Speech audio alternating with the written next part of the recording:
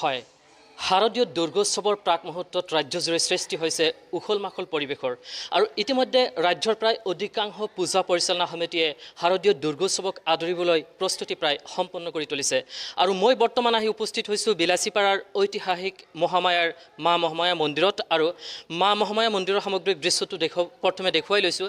ইয়া হৈছে বিলাসীপাৰাৰ তথা নামনি অসমৰ ঐতিহাসিক মা মহামায়া মন্দিৰ আৰু এই মা মহামায়া মন্দিৰটো কিন্তু ইতিমধ্যে পৰিচালনা সমিতিয়ে শাৰদীয় দুৰ্গোৎসৱক আদৰিবলৈ যাৱতীয় প্ৰস্তুতি প্ৰায় সম্পূৰ্ণ কৰি তুলিছে আৰু এই সংক্ৰান্তত কথা পাতিবলৈ চেষ্টা কৰিম যিহেতু এইখন মন্দিৰত অসমৰ মুখ্যমন্ত্ৰী অহাৰ সম্ভাৱনা আছে। এই সংক্ৰান্তটো জানিবলৈ চেষ্টা কৰিম।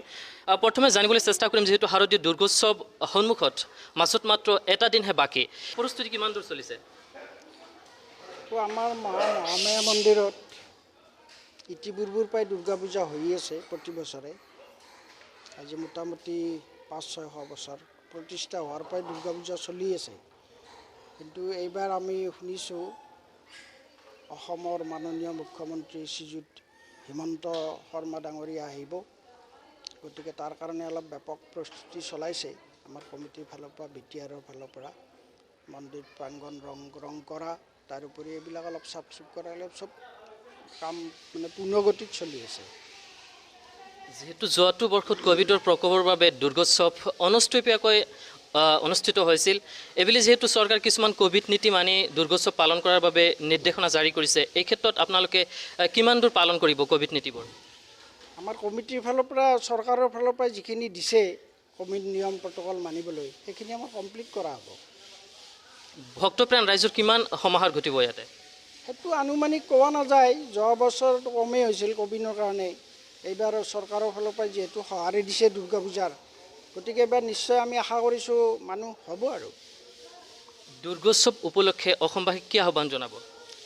দুৰ্গোৎসৱ উপলক্ষে মা দুৰ্গাই যাতে অসমৰ শান্তি স্থাপন কৰে, মই তাকে কামনা কৰিছোঁ। লগতে কোভিড, তাৰ উপৰিও ৰাজনৈতিক যিখিনি মানে আছে, সমস্যা আছে যিবিলাক, সেইখিনি যাতে আঁতৰ হয়, মানুহখিনি সুখত শান্তিত থাকিব লাগে, আমি তাকে বিচাৰোঁ। শাৰদীয় দুৰ্গোৎসৱ উপলক্ষে ৰাজ্যবাসীক কি আহ্বান জনাব?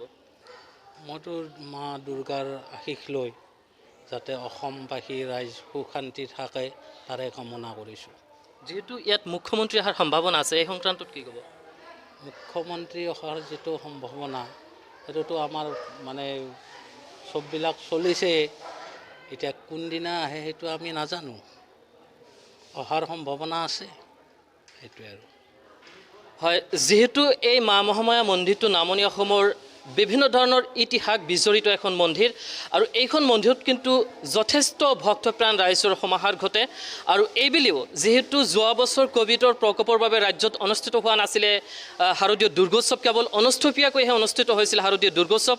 এইবছৰ যিহেতু চৰকাৰ কিছুমান নীতি নিৰ্দেশনা জাৰি কৰিছে আৰু তাৰ মাজতে ৰাজ্যত অনুষ্ঠিত হ'ব শাৰদীয় দুৰ্গোৎসৱ, ইয়াক লৈ কিন্তু মা মহামায়া মন্দিৰ পৰিচালনা সমিতিয়ে যাৱতীয় প্ৰস্তুতি প্ৰায় সম্পূৰ্ণ কৰি তুলিছে আৰু যিমানেই শাৰদীয় দুৰ্গোৎসৱৰ দিন ওচৰ চাপি আহিছে, সিমানেই কিন্তু ভক্তপ্ৰাণ ৰাইজৰ মাজত অধিক উৎকণ্ঠা বৃদ্ধি পোৱা দেখিবলৈ পোৱা গৈছে।